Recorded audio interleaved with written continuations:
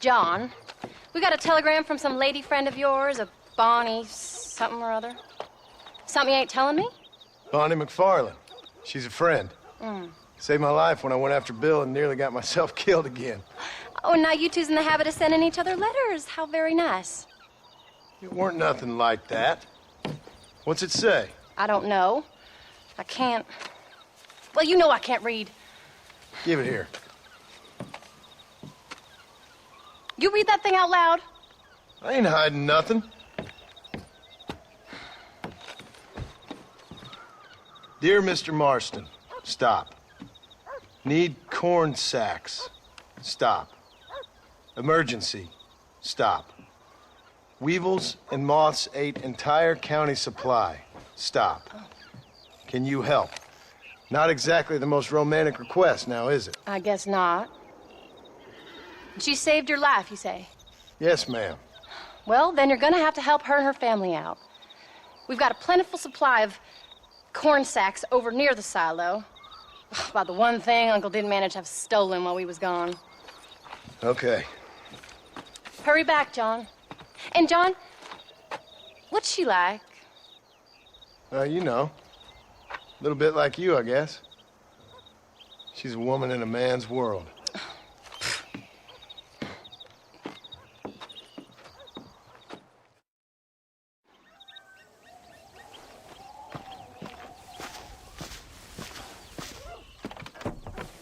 John, wait! Maybe I should meet this McFarland woman. Well, come on then. Let's get going.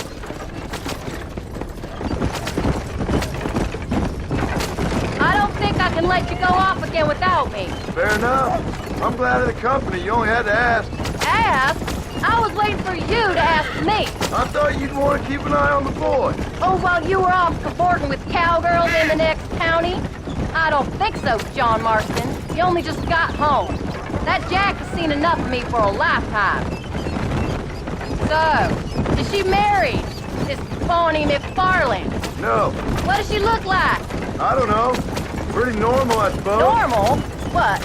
Normal like me? No. Normal as in 2 eyes, mouth, nose, that kind of normal. Besides, ain't no woman fine as you. A little flattery. Now we're finally getting somewhere. If you find yourself in a hole, the first thing to do is stop digging. Another pearl of wisdom from John Marston. I sure do miss those. I never took you for the jealous type, Abigail. I ain't jealous so much as curious. You heard what she wrote. It's just some corn. She saved my life, and she was decent enough to me, so I owe her this much at least. How did she save your life anyway? She found me half dead on the side of the road and took me to the doctor. Most folks would have left me there. Half dead from what?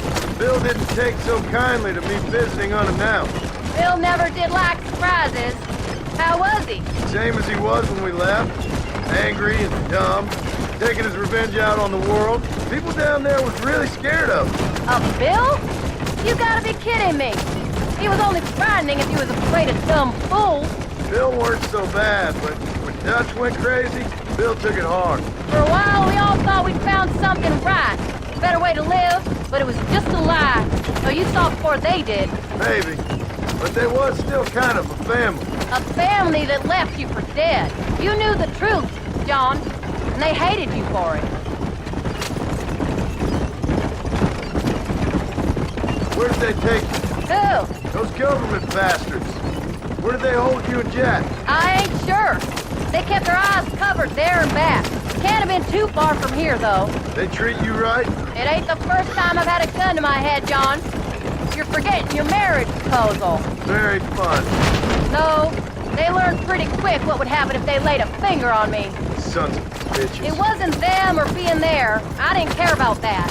I've been in far worse situations. It was the waiting. I didn't know if you was coming back.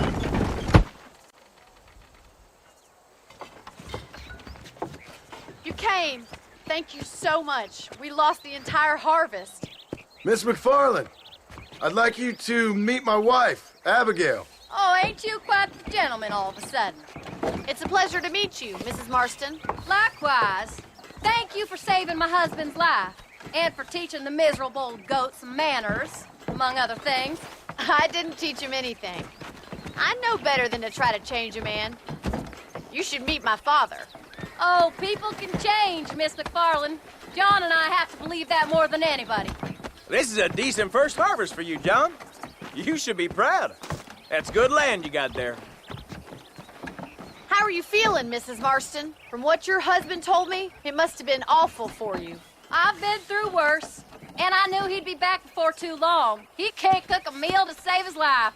Abigail, in my darkest hours, when I was most homesick, just the thought of one of your rat meat stews kept me pushing forward. Well, about as amusing as a weeping saddle sore, ain't he, Miss McFarland? If you're gonna start yammering about women's work, John, I'd say you might be in the wrong company. I'd say so, too. I never felt so outnumbered.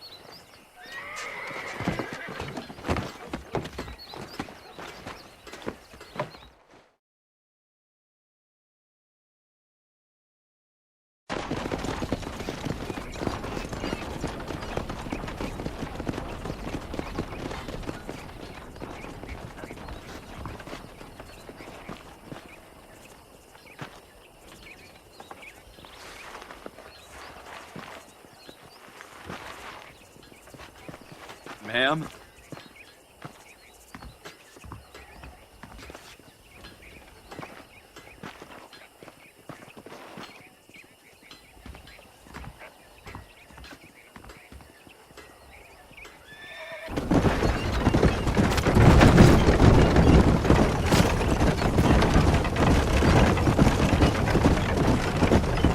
So that was the famous Bonnie.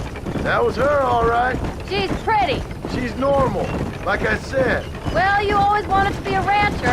I'd have thought she'd be just your thing. The perfect rancher's wife, if I ever saw one. I already got a rancher's wife. I'm only teasing. I like her, and I'm glad she saved your life. Most of the time, anyways. The McFarlands are good people. She did blush redder than a shepherd's sunset when she saw you, though. I have that effect on women. You've clearly had one too many blows to the head.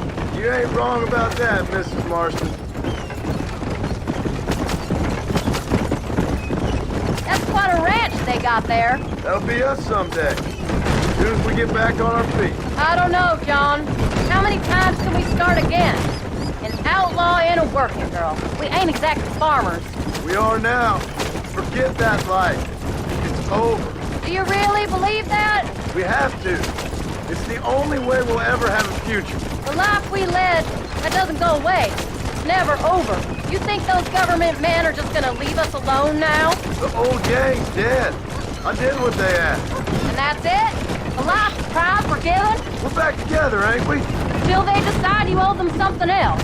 Sometimes I think I was the stupid one for believing I could get out. Maybe Dutch, Bill, and Javier were just being honest with themselves. You ain't perfect, John, and I sure ain't. But you're better than they are, than they were.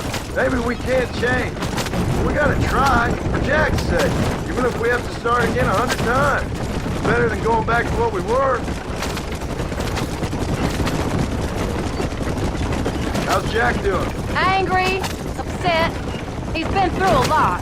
I hope he's gonna be all right. It's gonna take time.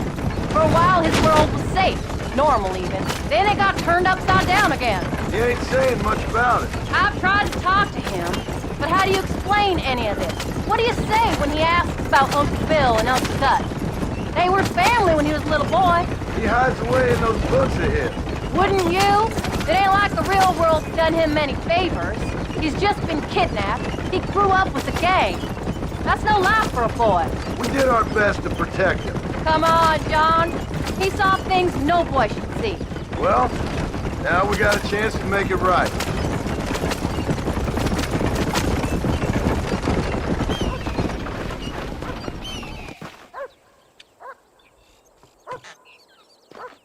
We did good today, John. I guess I better go fix us something to eat.